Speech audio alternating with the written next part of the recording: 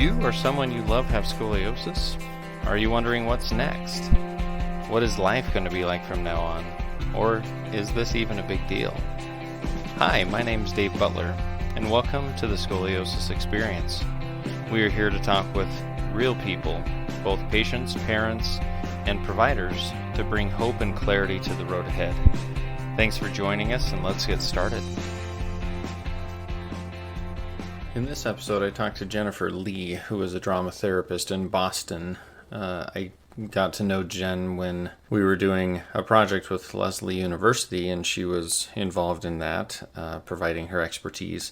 We were looking at ways of addressing the psychological aspect of chronic pain and scoliosis. And in this episode, Jenn talks about her experience with scoliosis and how that experience kind of shaped the rest of her life. She talks about what she currently does to address her scoliosis as well. One of the biggest things in this episode is her advice to providers of how we interact with our patients. I think this is a really specific thing that we need to focus on as providers, talking to our patients in a way that doesn't create issues down the road or helps to lift them up and helps to give them hope for the diagnosis that they have. I think this would be a great episode for anyone with scoliosis to listen to. She also talks about a lot of ways that she has helped those with chronic pain and scoliosis in her own practice with drama therapy. So I hope you enjoy this episode. Here's Jenn. So hello, welcome to the podcast. I'm sitting here with Jenn. Jenn is a drama therapist that I got to know over the last, what has it been, the last 6 months to a year? Something like it's been almost a year. Yeah. And she was gracious enough to come and talk to us about her experience with scoliosis. And I don't know her scoliosis experience, so it'll be news to me as well. And we're over Zoom. And so Jenn, maybe give us an introduction to yourself. Who are you? Yeah, I'm a licensed mental health counselor. I currently see individuals in a group practice just north of Boston. As you mentioned, my background, my training, my master's is in drama therapy, though now that I'm almost a decade out of grad school, I do use a fairly eclectic mix of modalities in my practice. Though drama therapy does inform and is the undercurrent to a lot of the work that I do. I also, because of drama therapy, have become also learning about more of the somatic and body-oriented psychotherapies. I see a range of clients, but I often tend to see people who are experiencing chronic health issues, as well as I see a lot of adolescent girls. And with adolescent girls does come scoliosis at times. And I myself was diagnosed with scoliosis as a child, as well as a whole slew of muscular skeletal difficulties. Had flat feet. I've had leg discrepancy, hypermobility issues, jaw difficulties, tilted uterus, many leg and hip injuries. So runs the gamut. Scoliosis being just a portion of what I've experienced. Well, yeah, you have experience definitely with not, like you said, not just scoliosis, but other things that may or may not influence scoliosis as well. So we'll talk more about that experience a little bit. Jenn is, let's see, we did a kind of a research project with you a little bit ago, and that was fun. I got to experience drama therapy a little bit myself, and it was really interesting, and I'm excited to hear a little bit more about that. But let's kind of get back to your experience with scoliosis. Kind of give us a rundown of what that experience was like. Yeah, as I was thinking back on it, I realized that my experience feels a little bit like living in two different worlds. There were very positive aspects that I think impacted me, but there's also been some damaging aspects, mostly related to my sense of self and how I understand myself. And I want to be clear that the negative aspects were more directly related to the narrative that the providers and the practitioners I was seeing, That's that interesting. the narrative they provided for me. Let's be mindful that this was the late 1980s. I lived in a very rural area. So, I think treatment has come a long way since then, as well as, living in a rural area. I was only seen every few years to kind of monitor what was happening with me. But yeah, there was some things that were told to me that I remember specifically that really stuck with me. One was, so let's go back. I was diagnosed probably in elementary school with scoliosis. I remember seeing an orthopedic surgeon, and every time that I went to see someone, it was this, oh, this is a real problem. Like, this is serious. We need to really look at this. And I remember them talking about surgery and about bracing, and turns out I never met criteria for either of those options. So it was really confusing that people would freak out about it and then nothing would happen. It was just something that was monitored. So that was confusing. Yeah, and that's something that I see a lot. It's almost like as providers, we have to talk about the worst case scenario. And I wonder sometimes, do we need to talk about the worst case scenario? For you, it sounds like it was a little shocking and it never amounted to anything. Well, as far as surgery and bracing goes. Yeah, I remember that in high school I was a runner, and I had a leg injury. It was actually, the muscle actually was pulling off my hip, and that's how we found out that I have a slight leg discrepancy and that my pelvis wasn't quite right. That was the first time I saw a physical therapist, and really started to become aware of how I need to hold my body, how I need to move my body. And I think that level of awareness has been so valuable to me in my life. How old were you at the time that you saw the PT? I was definitely in high school, because I was a runner in high school. So I would have been 16, 17 by the time that happened. Yeah. So how old were you when you were diagnosed with scoliosis? I'm not sure. I remember it was in elementary school that the school nurse had noted that my shoulders were very crooked. My shoulders have always been crooked, and my rib cage, I don't know how to describe it. I'm sure you have a word for it. Right. My left shoulder is definitely much more forward than my right.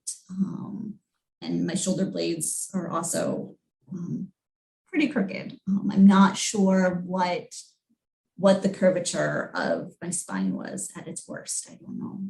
So you haven't had like an x-ray, or you don't remember what x-ray reports were like before? I don't remember as a child or adolescent. I know that I saw a chiropractor a few years ago, and sure enough, I still have my curve, and I actually didn't stay in treatment long with that chiropractor because it felt the same as it did when I was an adolescent. It was, oh yes, we really need to take care of this. And right. At the time, that wasn't.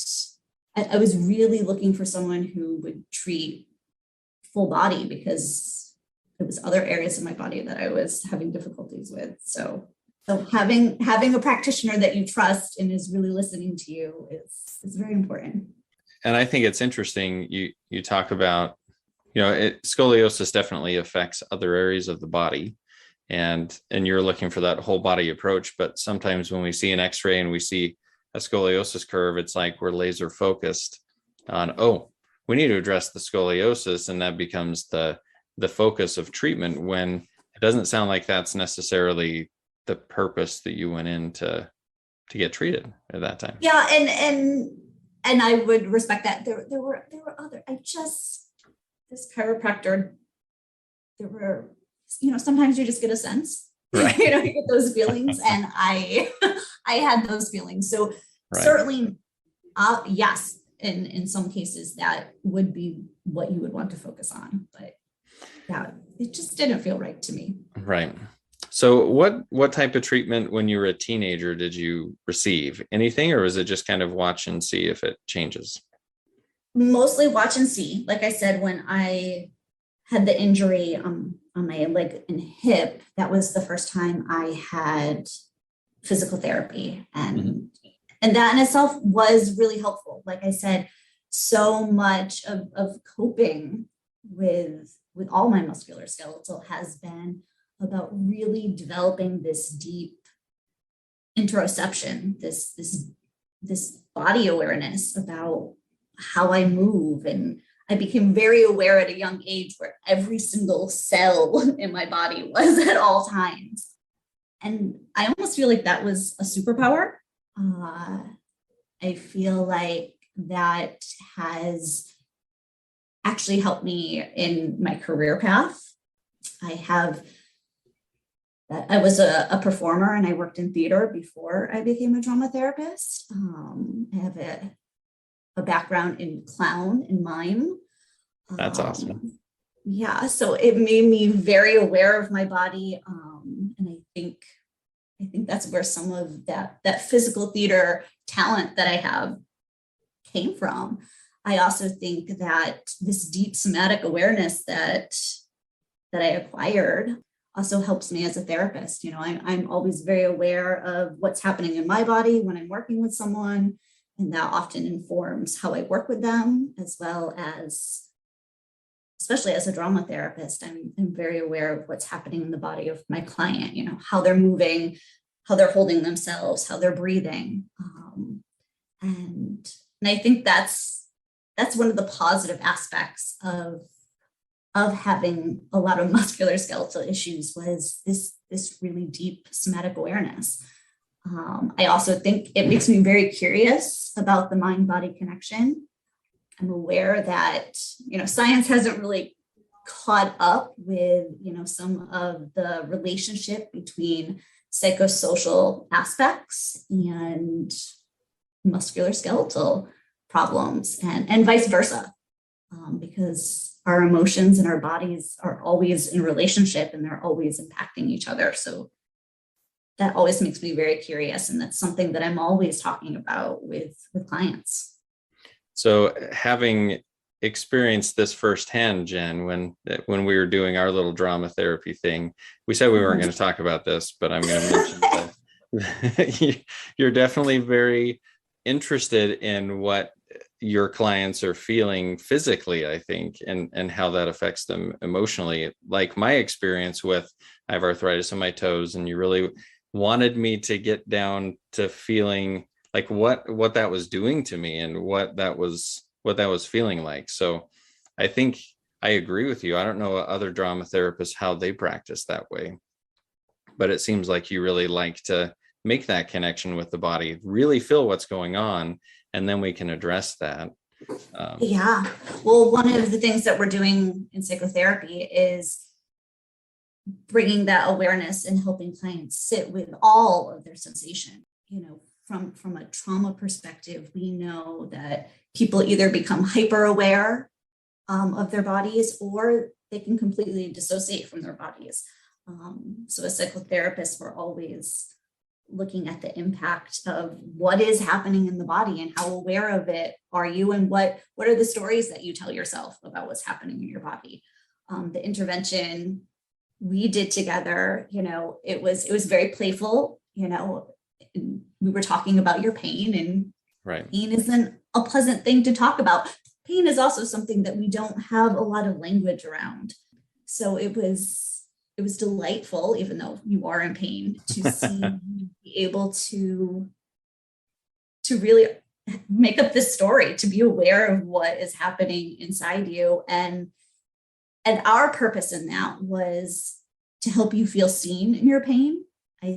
A big part of the intervention that we were doing was to help physical therapists really have a dialogue with their clients about what what they're experiencing, because we know the biggest problem with pain is that people feel very alone in it.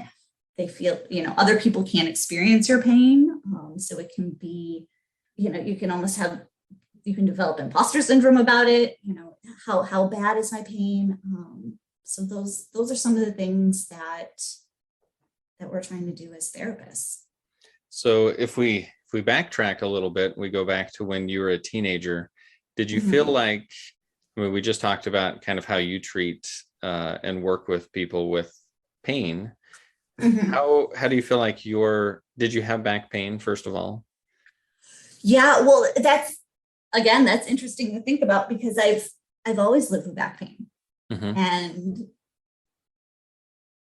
I wasn't really aware of it. I mean, this is the only body I've ever had. So I was not aware that other people's shoulders don't hurt a lot, or that people probably don't have the same amount of foot pain that I have. I became aware of that. But I think my experience with all of these things has really made me aware of self-care, really made me tune into my own needs. I think that's why I was so excited when I found out about Katarina Schroth, because I so resonated with her. I was like, wow, this is amazing that she figured out how she can help herself. And that's really been my journey, is really thinking about my own needs and how I can support myself. And I've done that in so many ways. It kind of sounds like you figured out how to do that on your own in some aspects, but there probably wasn't any medical practitioner or provider that you felt like really looked at you as a whole. Right. Yes. And I'm just actually doing this work with you over the past year made me think, okay, I'm getting older now. Maybe I should look into finding a provider again. And I actually found someone here in Boston who practices Schroth. And I also found another practitioner that seems like they're doing really cool things with the pelvis, which is something else that I actually wonder if I struggle with. I actually wonder if a lot of it stems from my pelvis not being aligned. Yeah, well, that's great. Yeah. Too bad, because I thought I was going to come out to Boston and we were just going to do some Schroth. Hey, we could do that. We could do that. So, well, that's cool that you're looking into that a little bit more. I think one of the takeaways that I'm already getting from this episode of the podcast is that try and make that mind-body connection, try and really feel what your body is going through, instead of either becoming hyper aware like you're talking about, or being just dissociating, and so you don't have to deal with it. I think a lot of my adult scoliosis patients fit one of the two, and making that connection, I think, would allow them to do something more productive about it, or more specific. Yeah. So that's really cool. So let's switch gears a little bit and talk about your work as a drama therapist. How you said you work with a lot of teenage girls and you've seen scoliosis. Have you been able to use drama therapy with someone with maybe some trauma surrounding scoliosis? Yeah. One of the many trauma therapy techniques, we always want to put our clients in their bodies. So sometimes I will use sculpture where they'll actually sculpt their bodies. And I remember that she was sculpting emotions, and then she would come back and she would draw how her spine looked. So she would actually act out the emotion, and then she would think about how her spine responded to that emotion. And that was just really cool to see a client really tune into both their body and their emotions at the same time, and really integrate both of those. Another example that stands out, this was another adolescent who scoliosis was not the primary concern, but this person was also dealing with a lot of chronic pain. And we became aware that the chronic pain was really impacting her body image, her sense of self, how she saw herself. And she was actually able to create this cartoon character to really show me how she felt about herself, which was so interesting to me, because she had this really tough exterior. You would never know that she was struggling with self-concept and body image, and as well as future orientation. She had trouble imagining her future. And so she created this cartoon character for me to really make it clear how she sees herself. And we did some storytelling around that character. And as the storytelling went on, this character became less cartoonish, and it was able to transform. And so that's an example of using some drama therapy. That's also some other expressive therapies techniques. But those were two examples that came to mind when I think about working with adolescent girls and dealing with musculoskeletal issues.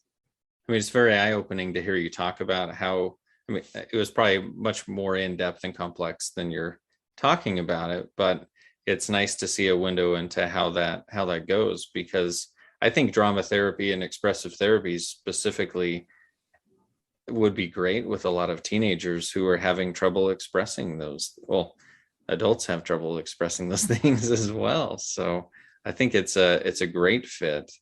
And when you were talking about these people being angry with their bodies, I hear that consistently with my adult patients, especially if they are like they're braced as a kid. They had to, go through all this assessment and all these x-rays and things, and they kind of hate their body. And that can definitely affect their chronic pain. So it sounds like you address that in, well, all ages, not just adolescents. Yeah. And that just made me flash back to my own my own experience of, some of the messaging that I got from providers. I know you talked to Skylar Stratemeyer about her scoliosis experience, and I've met Skylar, and we've talked together about some of the messaging that we got as teenagers and children. And one of the aspects that we both had in common was that we were told that we would have trouble bearing children, and what that's like as maybe I was 13 when I heard that, and that still sticks with me today. Not trusting my body, just because some doctor said something, and I don't know how much he meant it. I look back on it now as an adult, and I was like, oh, he was just trying to get buy-in. He was trying to make sure that we showed up the next year to make sure that everything was okay. But things like that really stick with someone.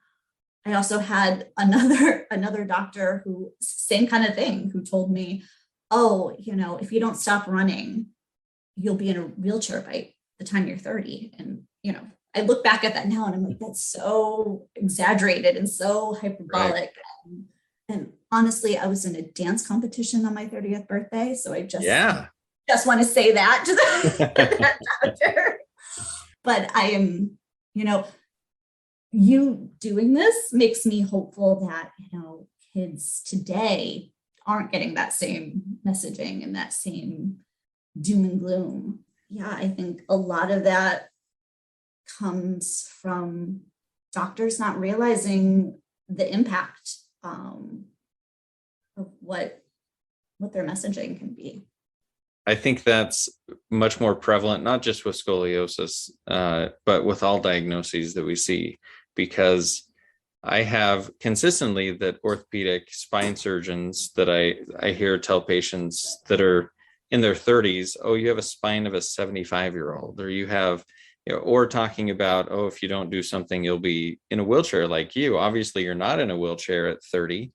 And sometimes I wonder why we go to that level as providers instead of talking about the best case scenario more than the worst case scenario. Yeah, well, I have theories around that. Yeah, I would love to hear them. I'd love to hear it. Well, as a therapist, I come up against this a lot with parents. I feel like culturally, the only way we feel like we can motivate people is to give them a doom and gloom story. And I think we have found that there's a paradigm shift in that. It's like, no, let's talk about the concerns, but let me also give you examples of people who are thriving, Right. and that as long as you take care of yourself, you too can live a very full life.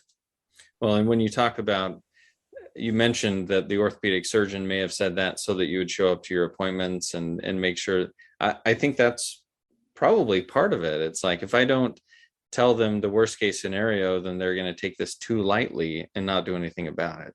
Maybe that happens occasionally, but I don't think that's the main factor in how we motivate people. I mean, who wants to be motivated by, oh, I don't want to be in a wheelchair when I'm 30, so let me do these exercises when I'm 13. I don't know that really is motivating. Yeah. Yes. And the impact that it has on someone's future orientation. Like, I still think about that all the time. Like, okay, well, now I've made it to 40. Is my body going to start just breaking down? Right. I'm always waiting for the other shoe to drop. Right. You're waiting for when you're going to be in a wheelchair because you were told that you're going to be in a wheelchair, which is totally ridiculous, according to scoliosis research and everything.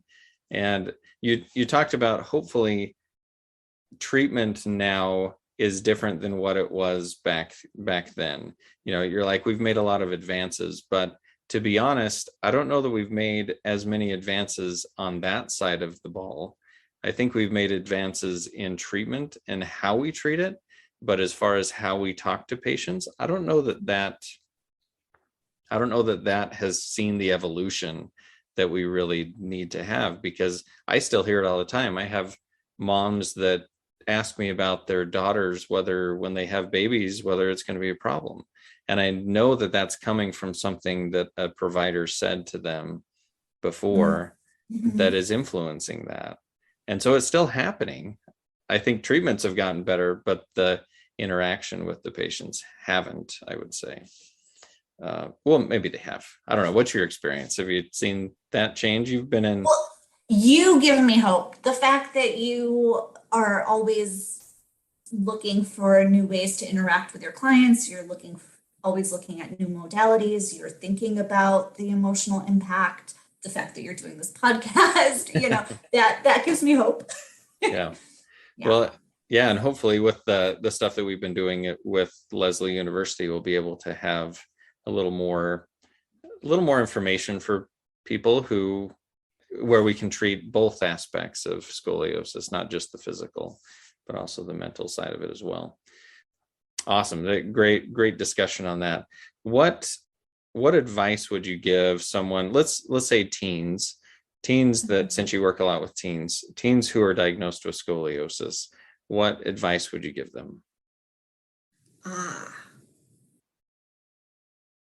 That is a good question. Make friends with yoga teachers and massage therapists. That would be my first. It's a good idea.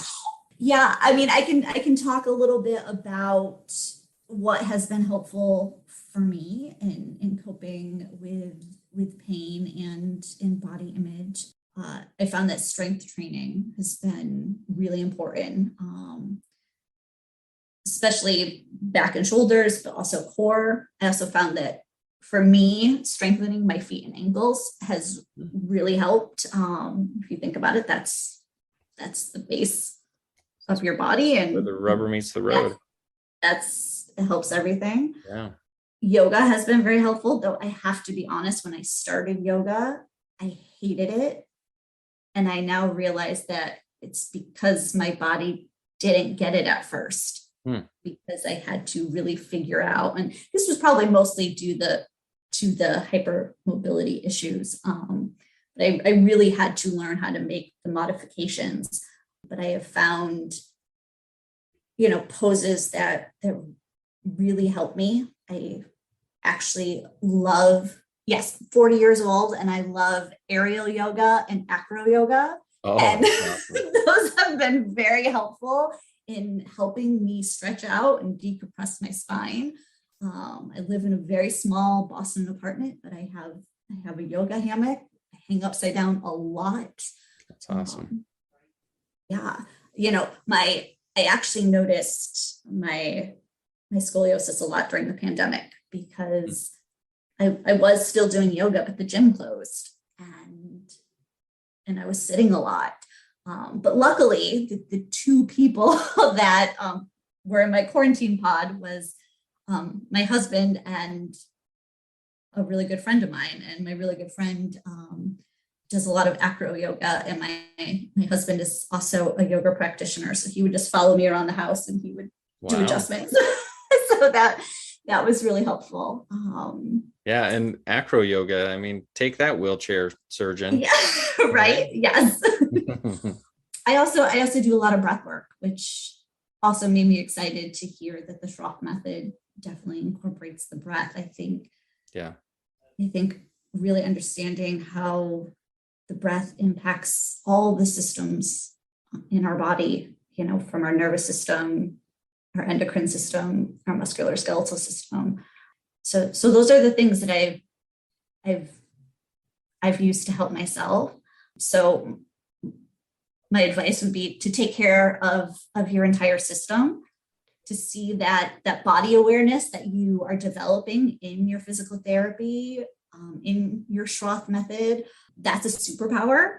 I would say don't be afraid to ask your practitioners questions. And if something doesn't feel right, or you're not getting the care that you think that you deserve, if something feels off, find another practitioner. I do think there's probably enough good practitioners out there that you shouldn't take the time to be with someone that you don't feel right about. I agree. Yeah. And yeah, I would also say to practitioners to stay aware of, that these diagnoses can have an impact on kids' self-concept, body image, their future orientation. And I know you always say, you're like, oh, well, I'm not a psychotherapist, but I do wonder, if you ask, okay, let's talk about how you see your future, or how does this make you feel about your body? It sounds like you do ask those questions, and that can be really helpful to just honor that kids have these questions. Yeah.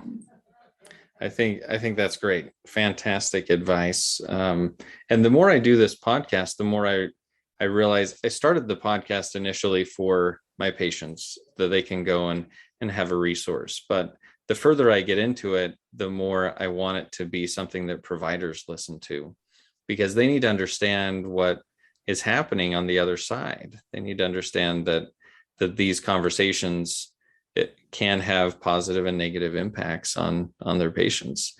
So I appreciate you coming, bringing that into light a little bit. What about if someone who's diagnosed with scoliosis, or they have been living with scoliosis for a while, and maybe they are looking at bracing or surgery, or they have anxiety surrounding the diagnosis? What would you suggest for that type of a person? Yeah, and I see a lot of that in my practice. Like I said, I work with people who are dealing with chronic health issues. So I find a big part of my role is helping people really tune into the questions and concerns that they have, and teach those self-advocacy skills so they can ask those questions of their providers. I mean, ultimately, that is the best way to really work with that anxiety. I think a lot of people, are afraid to ask questions. They're afraid to give any pushback. They feel very rushed by their surgeons or their providers. And yeah, I find a lot of my work is just supporting people and advocating for themselves. And like you said, it may seem like you don't have time in the 5 or 10 minutes with your surgeon, or maybe that's not the provider you need to ask those questions of. Maybe it's drama therapy is something that we've talked about, but maybe there are other mental health providers that might be able to help for that as well. How prevalent is drama therapy? How much is it out there? Like if someone is looking for that. Well, I have no idea. The field has to some degree exploded. I think when I started grad school, there were 200 trauma therapists in all of North America. And I can Wow. guarantee you that in the past 10 years, that has changed a lot. But I really don't know the numbers. I actually also think that there may be more training programs now than I am aware of. There were 5 university training programs when I did my master's, as well as alternative track, meaning if you already have a degree in counseling or social work, you could also become a drama therapist afterwards by taking a certain number of classes. But that's a very good question that I'm guessing your brother would have a better answer to. I don't know. Maybe he probably knows. Here in the Boston area, there's swarms of us, but there's pockets of the US where there are no drama therapists, I'm sure. Yeah. So let's say we've talked a lot about drama therapy, but what other therapies, if someone's looking for something in their area, what types of therapies would you recommend? If, like, say, to work through the trauma, if they're an adult and they had trauma as an adolescent, or if they're an adolescent that's going through a lot of hard stuff? Yeah. Well, I would like to say that any therapist, would be able to help someone work through that. But definitely if there's trauma, looking for someone who has some experience working with trauma.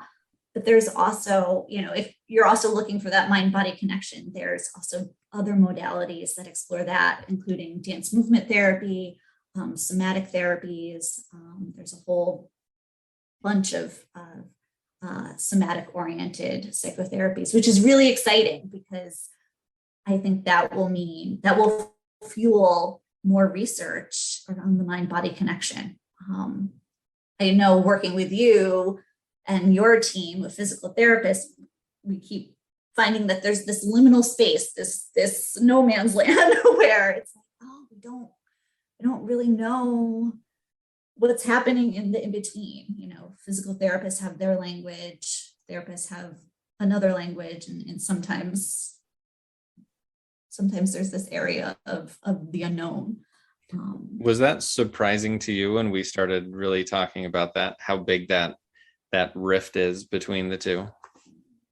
In some ways, it didn't surprise me, but as we got going, it was interesting. The last time we met, it really had an impact on me. I was like, wow, sometimes you get so in your work, you're like, oh, anyone can do this. Right? And then you're like, oh no, this really is a skill set. Right. And that's what I noticed. I thought that we were trained in school on okay ways to address the psychological aspect of things. But at the same time, as we got into it more, I'm like, whoa, we're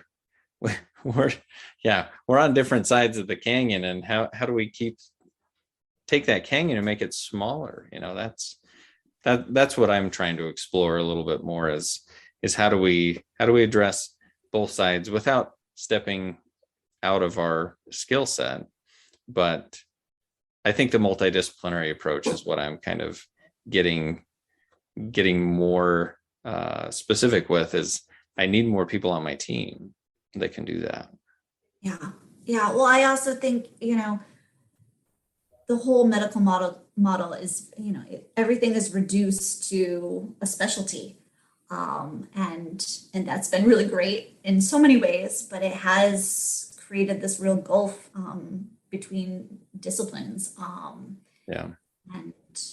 And I think that will change. And I already think that you're doing it just by learning more about other fields and learning about what you can do to increase communication with your patients about what they're actually experiencing. And I know you always say, well, I don't do psychotherapy, so I'm not, sometimes I don't feel comfortable asking these questions, but I think it's important to understand the impact of what they're experiencing. And sometimes you will realize like, oh, there is more going on here. And then you can feel confident in, saying, hey, maybe this is more of a psychological thing. And, let's talk about options for getting that aspect some attention. Yeah. Go talk to my friend Jenn and she'll get you all worked out. So yeah, I think, and hopefully in the future with the stuff that we've been doing lately, we'll have some specific things to point to, like these are some specific things that can be done by PTs or, other medical practitioners. So I'm excited about that. I think that's going to be really cool. So if someone wants to get in touch with you or learn more about what you do or anything like that, how would they do that? Mm-hmm. Yes, I want to make it clear that I'm licensed in the state of Massachusetts, so I can only treat people in the state of Massachusetts. But if people are interested in drama therapy, there is a whole registry of drama therapists through the North American Drama Therapy Association, the NADTA. So you could Google that and find the whole list of drama therapists there. Or you can find me. I'm at Counseling Services of Greater Boston. You can find me through that website. Great. Yeah, that gives people an avenue. And hey, we could go onto the website and count up how many drama therapists there are. Answer that question. We could. I don't know that I'm going to. I'll just ask. Yes. Yeah. Yep. So, well, thank you, Jenn. Thank you for being willing to share your experience. And I think the information that you've given us about the psychological side of it and what to do, I think is priceless. So hopefully people will be able to take some of that and utilize it. I appreciate it. Thank you. Thank you.